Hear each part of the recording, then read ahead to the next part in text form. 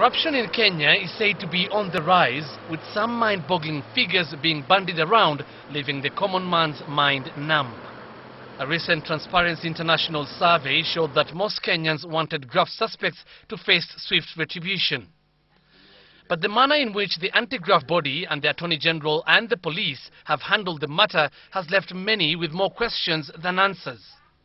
Perhaps the time has come for us to be granted prosecutorial power so that in all those cases where we are convinced there is sufficient evidence, we shouldn't be able to prosecute and leave the decision to the court.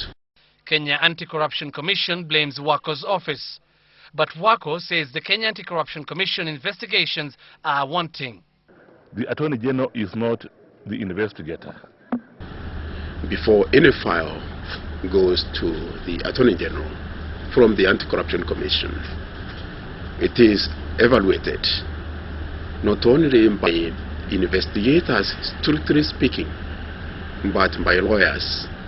Ringera has also defended the graft body against accusations that he was shying away from the big fish, pointing at recent appearances of high-profile government officials for questioning over the maize and oil scams. We have investigated big fish. It is in the public domain that the Kenya Anti-Corruption Commission has investigated our Vice President. It has investigated cabinet ministers. And like I keep on saying, if that is not big fish, then perhaps you are looking at sharks.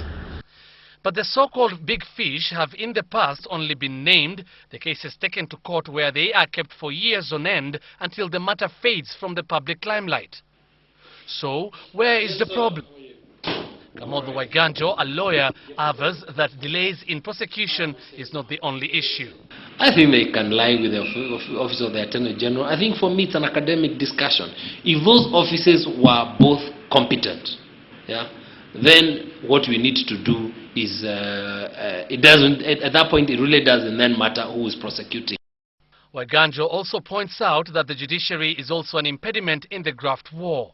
The judiciary does not have the capacity at this point to manage that animal called corruption. Remember that the persons who manage, the person who oversee, who are involved in corruption, have both financial, political and other muscle. And so you need an extremely competent but also very independent judiciary. Something is surely amiss, and until the graft circus stops, Kenyans will have to wait a little bit longer for the change they can believe in. Hussein Mohammed, Citizen TV.